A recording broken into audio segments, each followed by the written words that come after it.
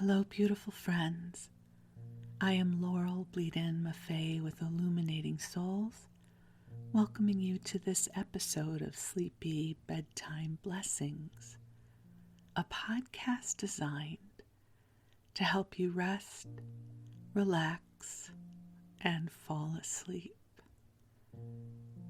and also to help you deepen in your connection with your beautiful team of angels who are here to infuse love upon your path.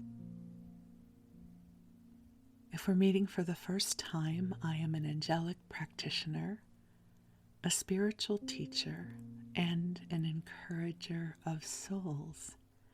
And I do this through one-on-one angel sessions, which are so wonderful. It's a beautiful way to deepen in your divine guidance. And if you're ever interested in scheduling a session, you can just mosey on over to my website, illuminatingsouls.com, where you'll find information about my angel sessions, as well as soul mentoring and my classes and circles that I facilitate. Truly, it will be a blessing to connect with you in your waking hours. And I am someone who uses sleep podcasts to help me transition from the waking hours into the beautiful expanse of sleep. And I love sleep podcasts so much that I was guided to create this for you. My hope is, after you've had a chance to listen a few times, that this podcast can serve as an oasis of light for you. It can become a place where you can plug in to waves of love for you. I know I'm not the only one feeling the chaos we are moving through in the collective, and so I want this episode to be a love letter for you, because I believe in you, and I am so deeply grateful for the gift of you. So I invite you to take a nice deep breath in and release, and get ready to cozy on up, whatever that means for you. For me, I plump up all my pillows plural, because I sleep with a lot of them. I think I have a little bit of a princess and a pea thing going on. I love lots of blankets and lots of pillows. And then I put in my earbuds and I pick a podcast episode and I turn the volume down low and I listen until I drift off. So this is your time to get ready. And the flow of this episode is going to be that we will chat for a little bit. Well, I'll chat, you'll listen. Although feel free to have a mental conversation with me. And if you have any feedback or any response to anything I'm saying, you feel free to reach out and send me a message, as I would love to hear from you. But right now, I really encourage you to get ready for bed. You can chat with me later. But for right now, this is your time. This is your time to come into sanctuary for rest. So we'll talk for a little while, and then I'll call in the angels and they will amplify their loving presence for you. And then I'll read to you. So we're going to get to be together for about the next hour or so. So you'll have plenty of time to drift off. So don't feel pressure. Don't feel like you have to hurry up and sleep. You have plenty of time. And you know what? If it takes more than an hour, this is my 33rd episode. And that means there's approximately 33 hours of content available for this podcast, so you can just let it play all night. And the angels and I will keep you company. And just take a nice deep breath in, allowing the light of the divine to come to you now, breathing in the love that is here for you. And also giving yourself permission to release whatever this day brought you.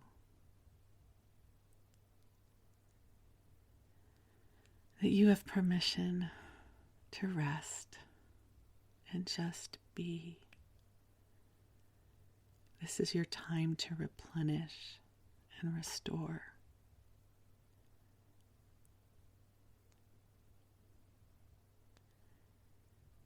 And I'm going to invite the angels in to be with us. They are already here, but I'm a girl who loves ritual. I love the act of calling them in. There is something so powerful about that request and intention. And almost always when I call them in, I feel them here. And perhaps tonight you will feel them too. And it's okay if you don't. It doesn't mean they're not here. And if you're not someone who feels energy, I invite you to simply imagine. Go into your imagination and visualize the angels with you. The imagination often overlaps with the place where we receive divine guidance. It's not one and the same, but they do share some real estate. So I find that using the imagination as a gateway to angelic connections can really help. So, you take some nice deep breaths in and out. You cozy on up. Let your body relax. And I'll call the angels in. Beautiful angels on high, we invite you to join us here. We ask that you bring forward gentle waves of love in a way that it is calibrated for each of the beloveds who are with us now. And whether you are listening to this episode the week that it's released or listening even years later, the angels will always join you in live time because they are not bound to time and space in the same way we are. So beautiful angels on high, we ask that you bring forward a blanket of love, perfectly calibrated for each of the beloveds that are here. Angels, we ask that you bring forward soothing, nurturing frequencies that help our bodies and minds to relax so that it feels easier to release the day that was and begin to drift off into a lovely expanse of rest and sleep. And beautiful angels, while we rest, please help to clear and heal our energy bodies, our minds, and our physical bodies as well, to help shift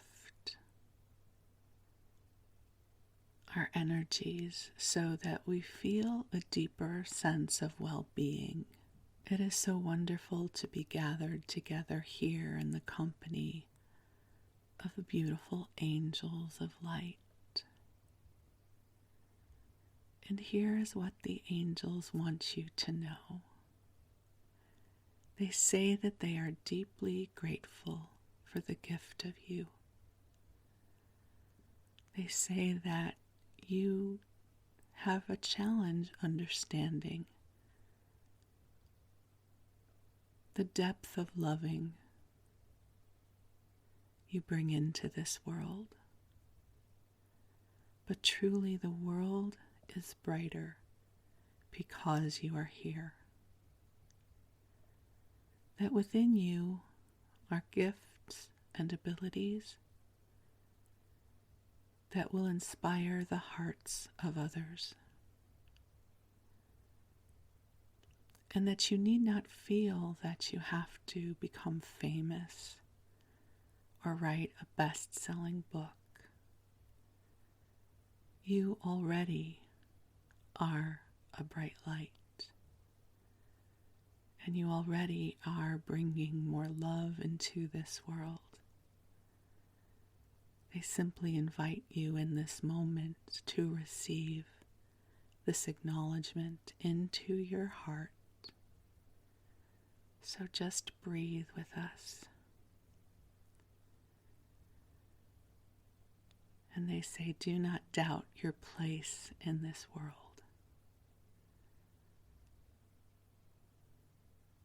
Your way is being paved with light. Seek out the blessings that find you. Make space for the inspiration that is carried on a whisper and a breeze. You are traveling this path surrounded with love from your angels and guides, and they are here supporting you. So take a breath in and breathe in the love.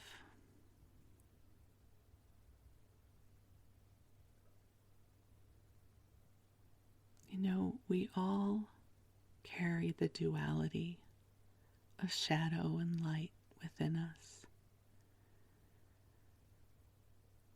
The duality says that we're not enough on some days, and on other days it says that we are too much. It's like some strange puzzle that we can't quite fit into. But you are you. You are the breath of God incarnated as you. And you are more than enough. And you are not too much. You are just the right amount of you.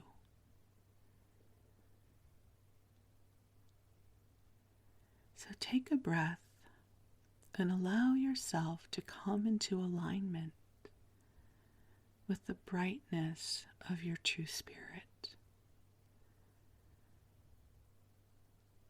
One of my favorite affirmations, and it's one that Josephus and the angels love to work with us on, is so simple. It says, I now call forward all that I am. And it's based upon the premise that so often we send parts of ourselves away. We might send away our creativity or our magic because we judge that it's not enough. So when we come into this beautiful affirmation, I now call forward all that I am, it's an invitation to call ourselves back into our innate wholeness. So just take a breath as you're getting ready to drift off to sleep. And give yourself permission to call forward all that you are. I now call forward all that I am. I call forward my magic and my gifts and my abilities. And angels, while I sleep, I ask that you infuse me with inspiration and light to make it easier for me to walk upon my authentic path. And dear ones, just take a breath. Just breathe.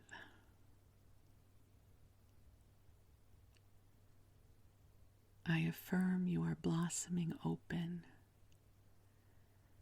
into a beautiful expression of even more of all that you are. Thank you for the brilliance of your light and the depth of your heart. We are so deeply grateful for the gift of you. So you just allow your body to relax and receive the clearing and healing light from the angels while you sleep.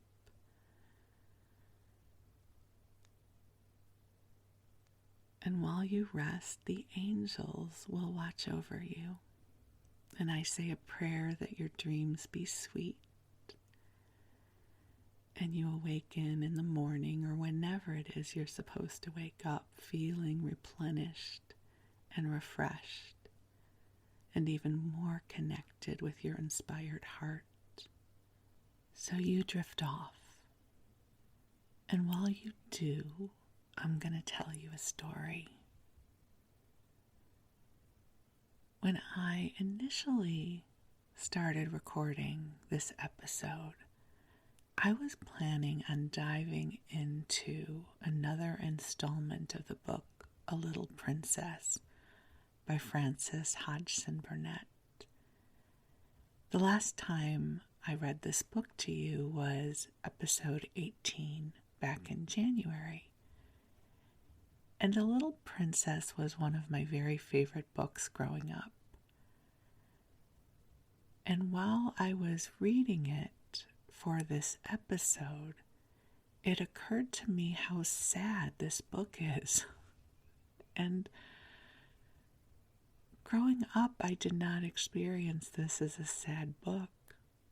So I recorded, about a half an hour of reading the next chapter of the book, and I thought, I don't think I want to send this to you. I don't think this is helpful material for drifting off to sleep. And we are going to return to that book, but I'm going to skip forward to some of the more magical and serendipitous parts of the book that I think are what helped make this so enchanting for me as a kid.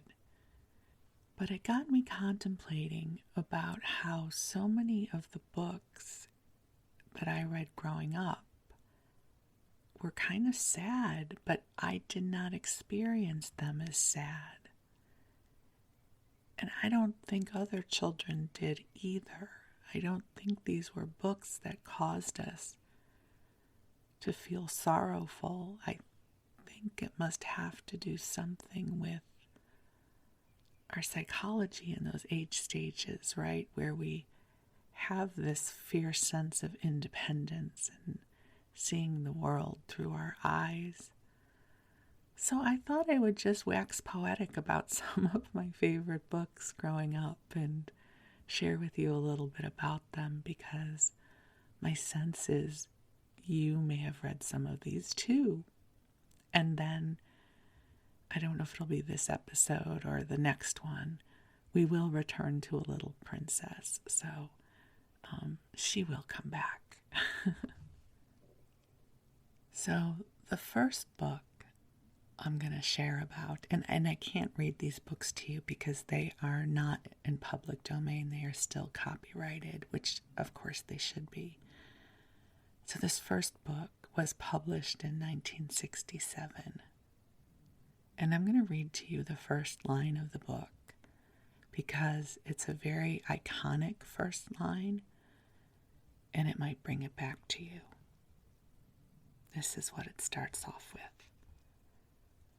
When I stepped out into the bright sunlight from the darkness of the movie house, I had only two things on my mind: Paul Newman and a ride home. So I'm going to give you a moment. I'll read it to you again.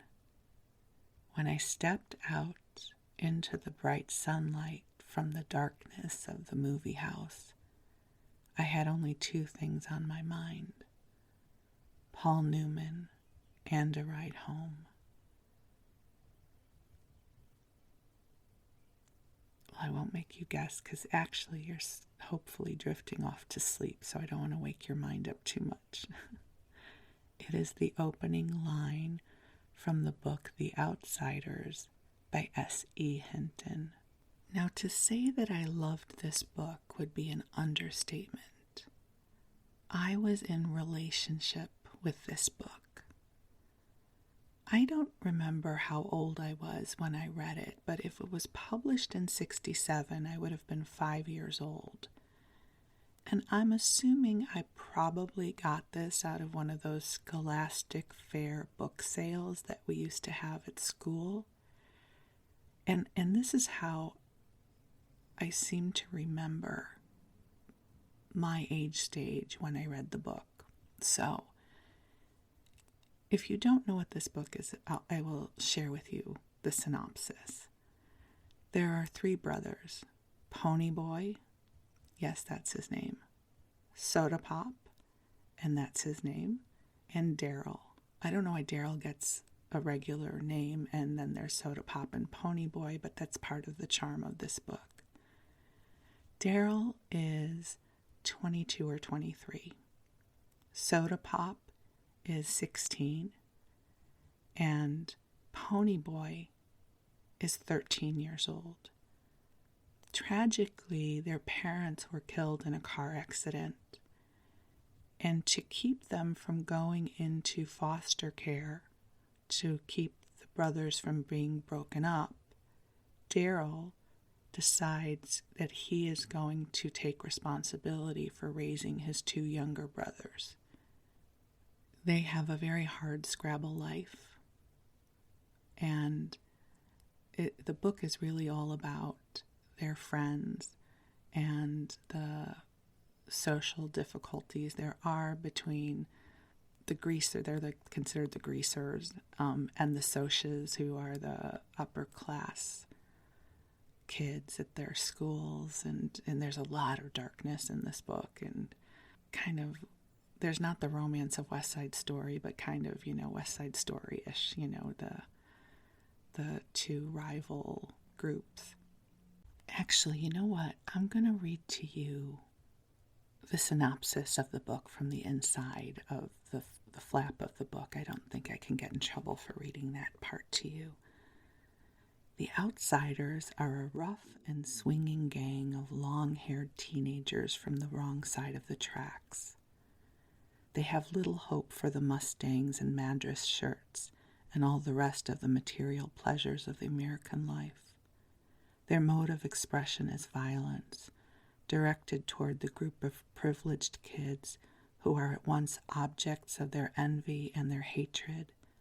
This is their story, and especially the story of Pony Boy, tough and sensitive, whose inner conflicts and fierce drives shape a moving novel of young people trying to find their place in a world they never made.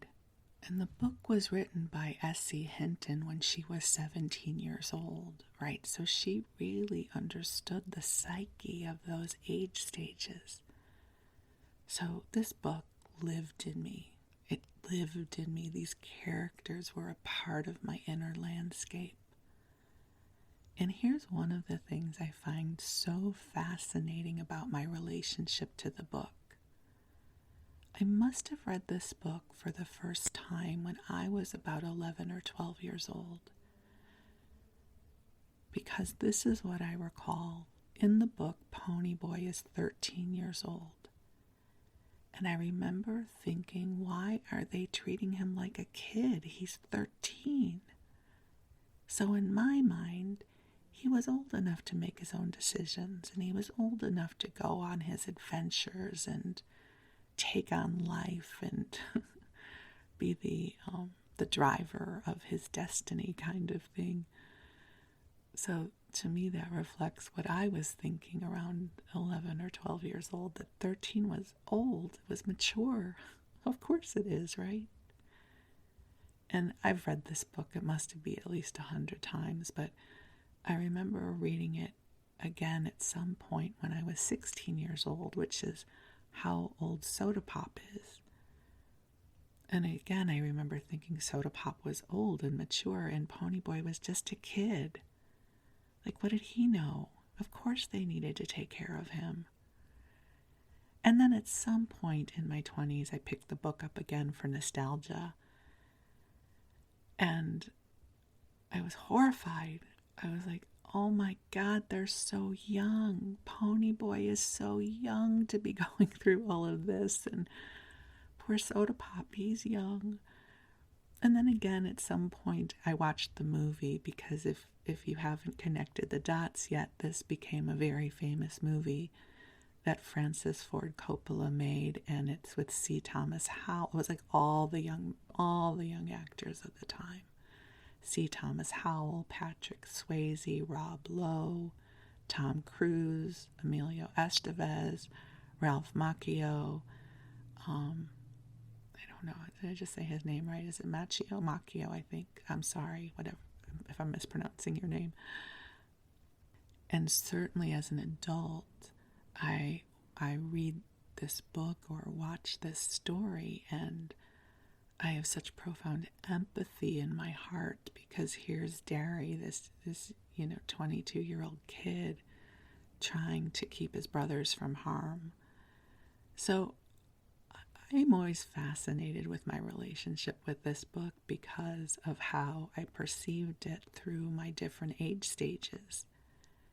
And I will also say, I don't know how it was for you when you were 11 or 12 years old, but I had a lot of crushes, right? Crushes became, the source of fantasy and love, the future visions for love. And, who didn't want the bad boy then, right? The boy who was in pain that we were going to heal and fix.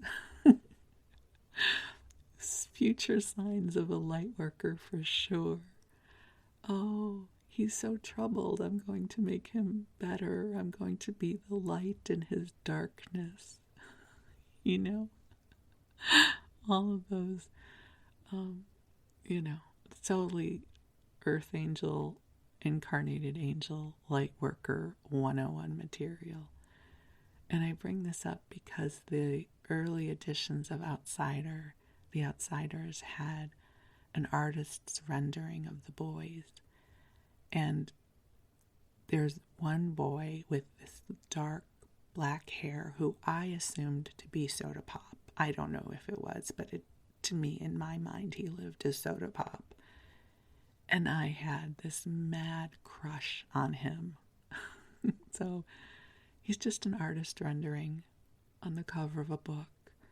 But to me, he was the ultimate cute boy.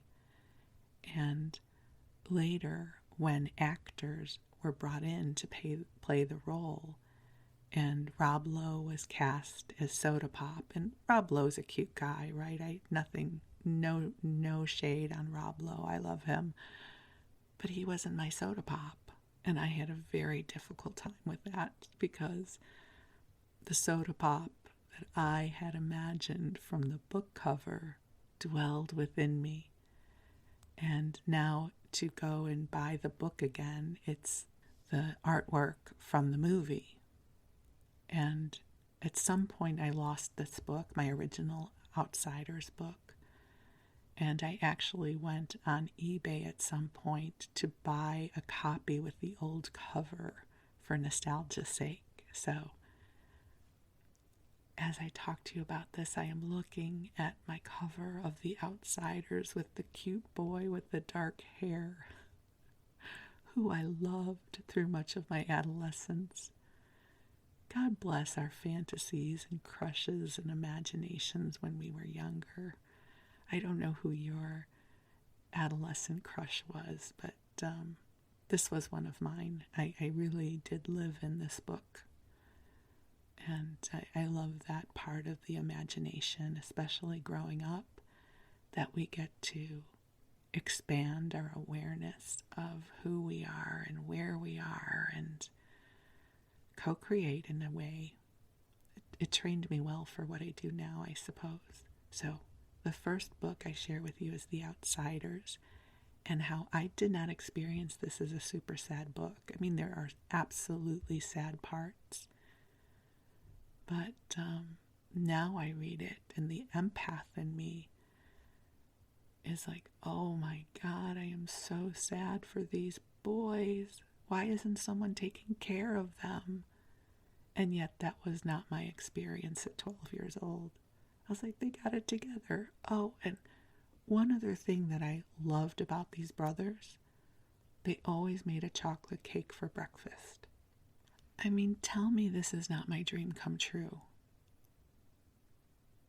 Phenomenally cute boy, troubled, makes chocolate cake for breakfast. Ding, ding, ding, Laurel, Bleadon-Maffei, calling to you from beyond. Chocolate cake, cute boy, trouble, they're going to need you. I was all in. And part of the narrative of the book was that if they didn't have any chocolate cake left in the house, one of them would whip it up so there would be chocolate cake for breakfast. So again, cute boys, chocolate cake, and boys with troubled hearts who I could help love and soothe.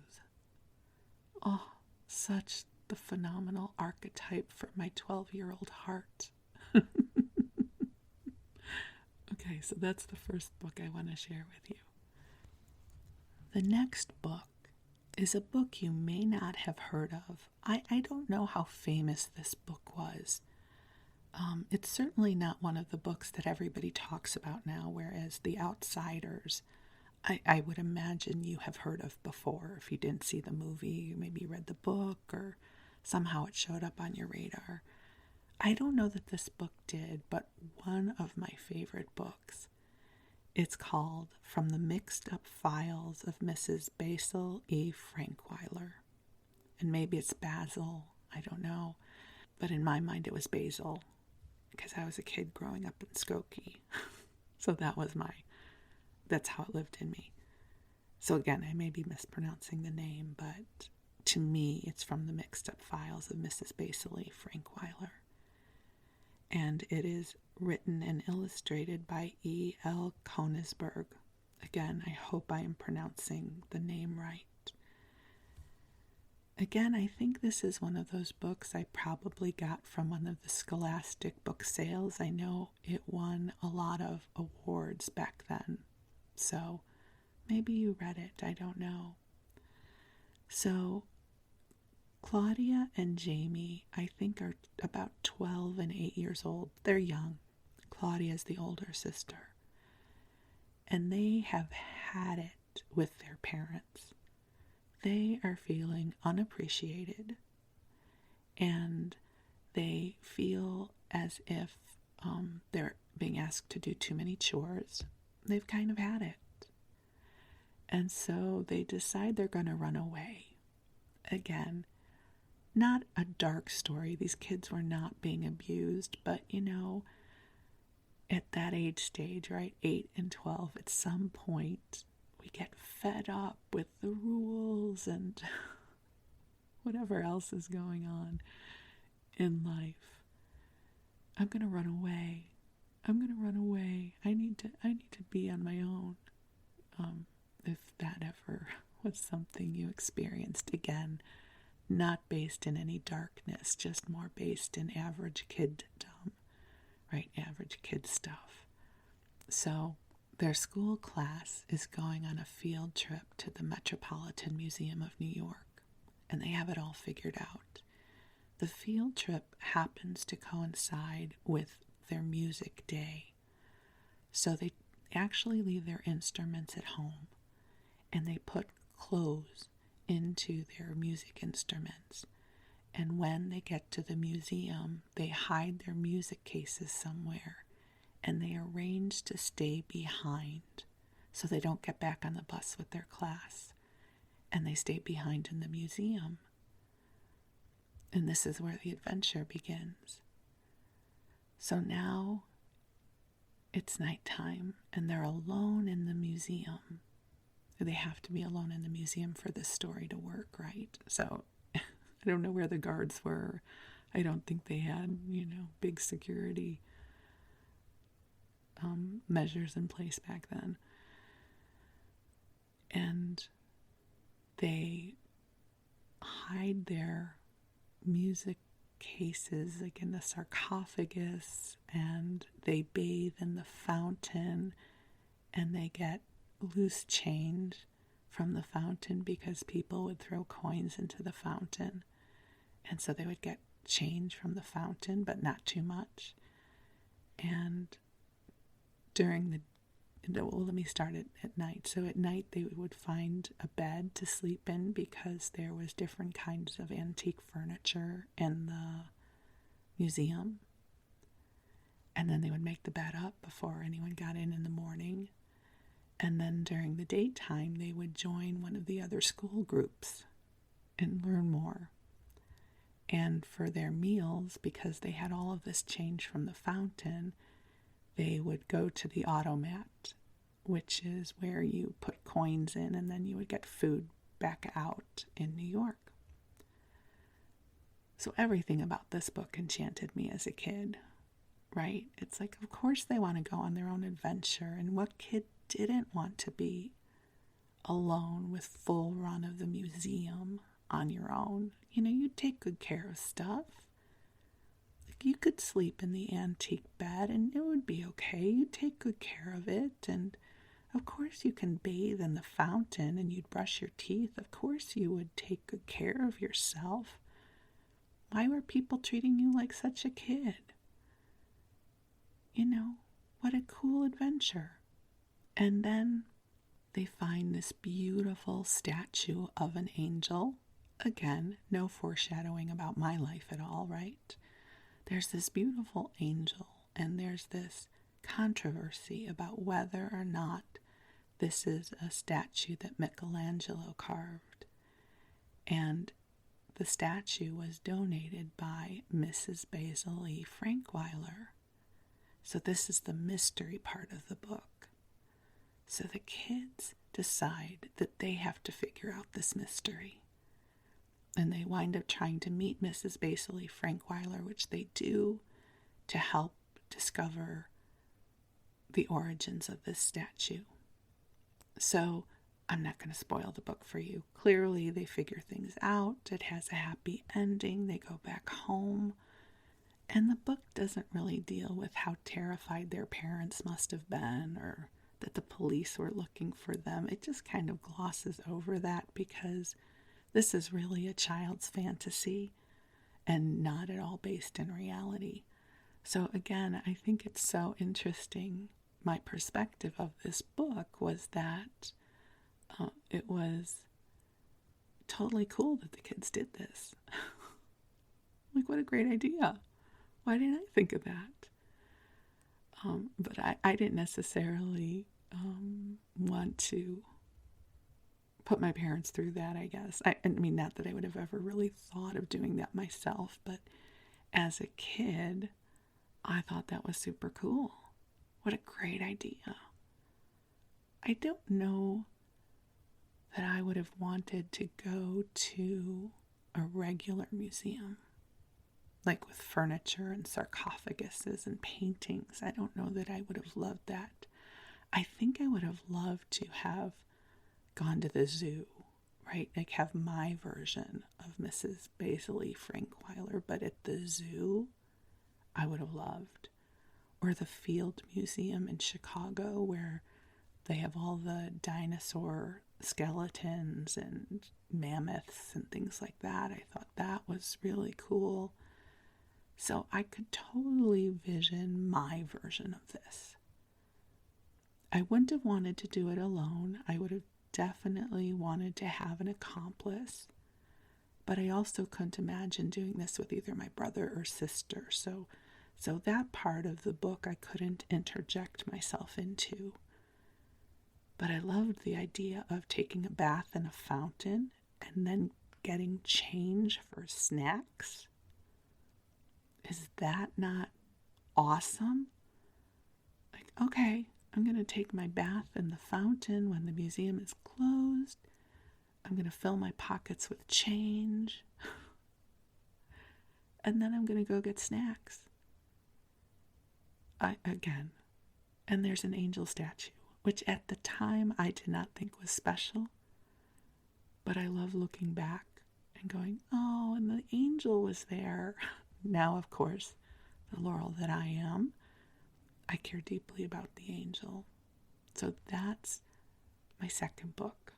That was one of my favorites. And then I had an absolute love affair, probably like all of you did, with Charlie and the Chocolate Factory.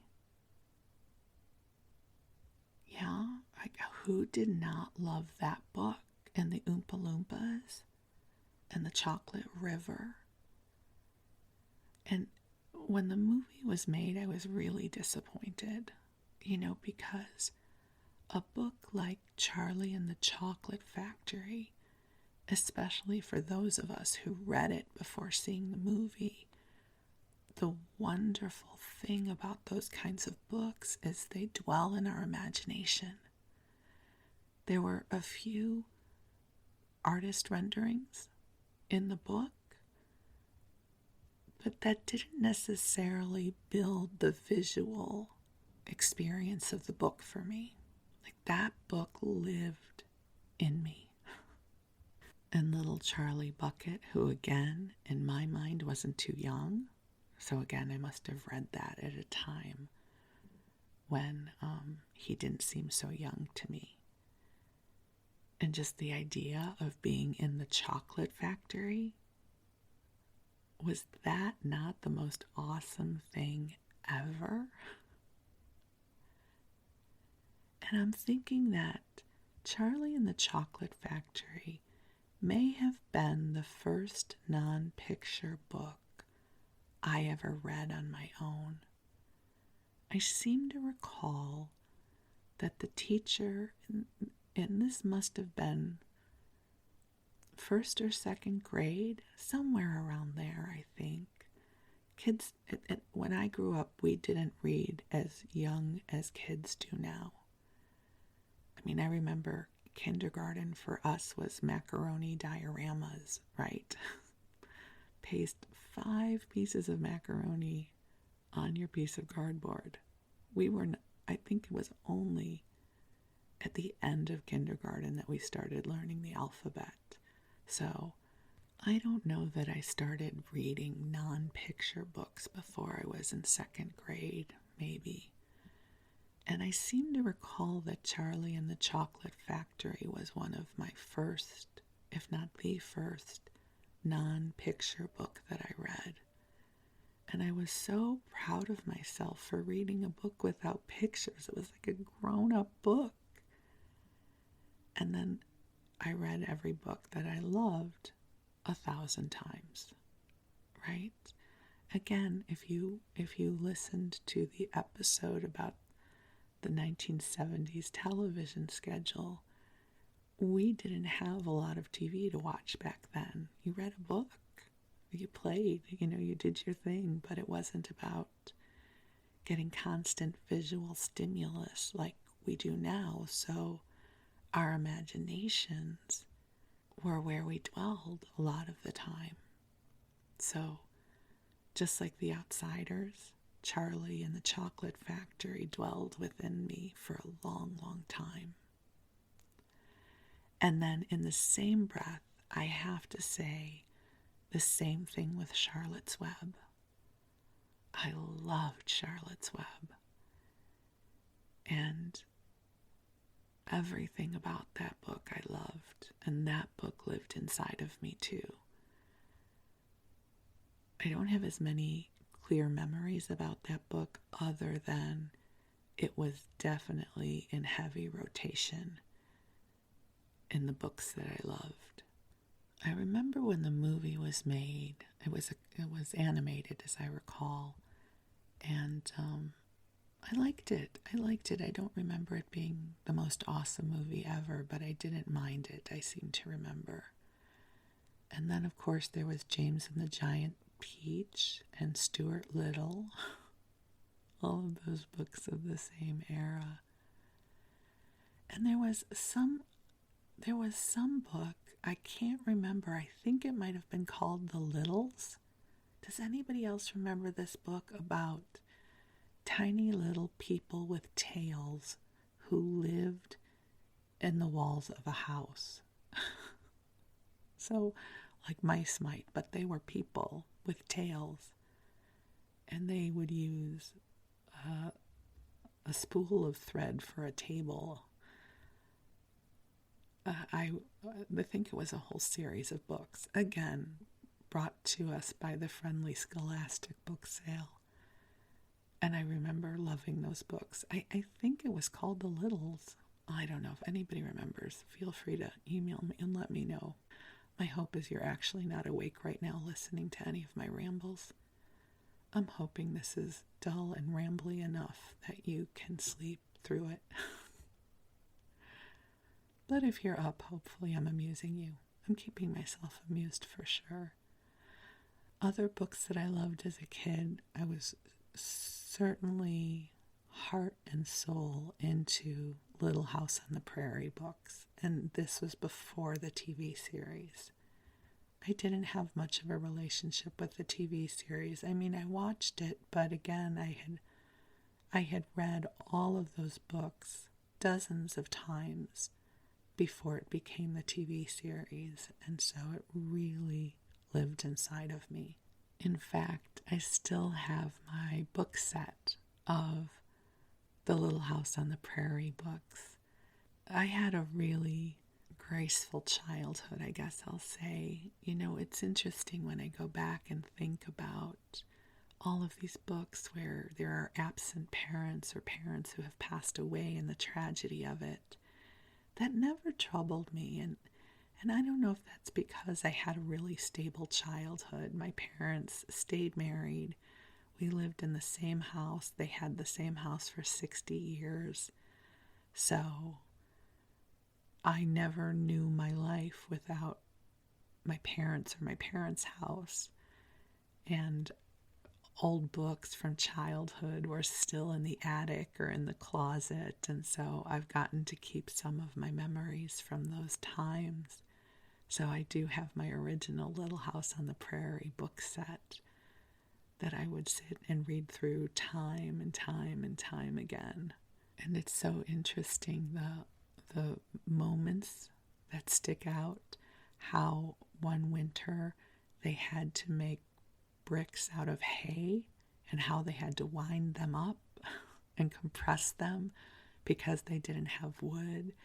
You know, all of these rustic survival skills that I would never be able to do myself because I am definitely, a fluffy bed kind of girl. But I remember thinking, oh, that's good to know. That's good to know. That if there's an emergency, we can take straw and bundle it up and burn it. Not that we had any straw and not that we had a fireplace, but I felt kind of proud that I knew these survival skills, which of course would never help me now. I am far too soft. I mean, I get too hot and too cold too easily. I can't imagine living through those times. But I just loved those books, the Little House on the Prairie books. And there was another set of books, and I don't remember the name of them. It was about a Jewish family, because, we had to get some Judaism in there. And they were all daughters.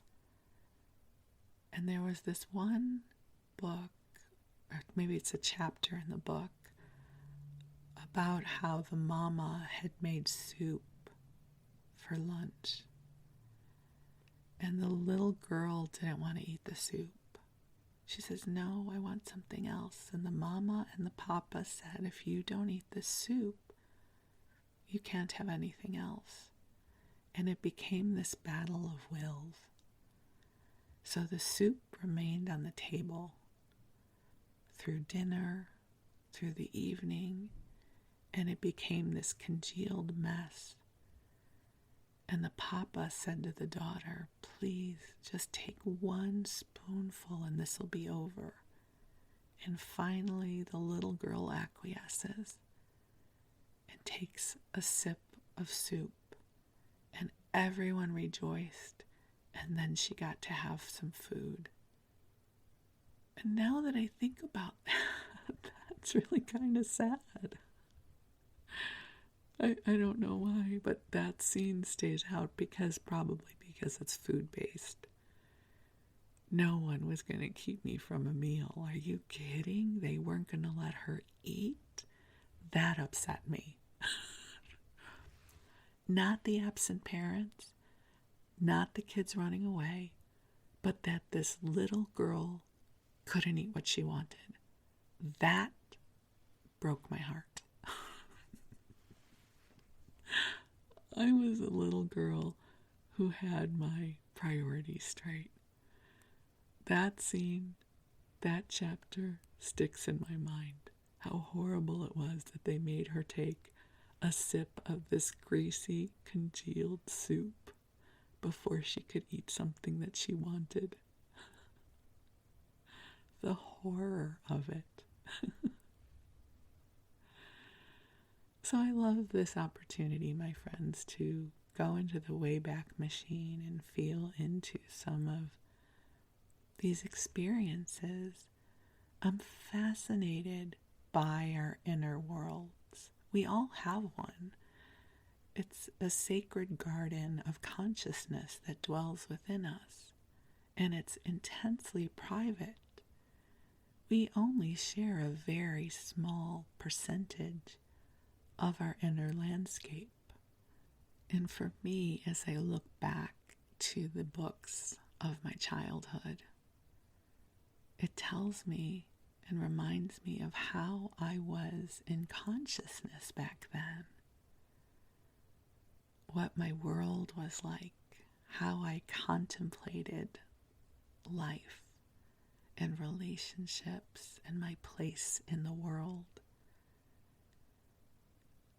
And so my hope is this is an invitation for you to begin to contemplate some of the early relationships you had with books as a kid. So we are going to make it back to Little Princess. I'm going to skip through the sadder parts and fast forward us to parts of the book that I found most enchanting growing up. And so that is something we can look forward to together. But in the meanwhile, as you sleep, allow yourself to go into your Wayback Machine, into the books that you loved growing up. You know, I always had a stack of books by my bed. They would be on the floor. And I'll give you a little funny childhood memory. I shared a room with my sister. I was messy. I was a slob, I'll say that, as a kid. And my sister was neat. We were Felix and Oscar from The Odd Couple. And my books would just be strewn about the floor. And I would wake up and my sister would have stacked them from biggest to smallest by my bed. And I think at this point in life, oh my God, God bless her, how hard that must have been for her to share a room with me who was so disordered back then that she had to wait until I was asleep so she could neaten up my book pile. And I have to say, I loved that my books were neat at that point. That was awesome. But I never felt inclined to do that myself. So a shout out to my sister, who's amazing and who I love dearly, and that we survived sharing a room for so long. And to, you know, if you had to share rooms with your siblings as well, and however that was for you. We did okay. We did. There's lots of good memories about sharing our room too. That was just one that had to do with books of childhood. So yeah, I always had a stack of books by my bed that at some point would be ordered by my sister. And I should say that librarians run in our family. Both of my aunts were librarians, so we grew up with a great love affair of books. My parents always loved books, and there would always be a used book sale once a year, the Brandeis book sale that was for Brandeis University, and it was in a big tent in the parking lot of the Old Orchard shopping center. And my parents loved that. They would go and find old books, and they definitely passed on their love of books to us. So I am delighted to get to share my love of these books with you. At some point I'll do an episode of books that changed my life forever, but these were just the books of childhood that dwell within me and bring me a sense of warmth and continuity through my life. And so, thank you for letting me share this with you. You have a sweet, sweet night's rest. I hope you're asleep already, and if you're not, you can queue up another episode and I'll continue to ramble with you and bring in the angels and keep you company through the night. I love you very much. You are precious in this world, and I am profoundly grateful for the gift of you.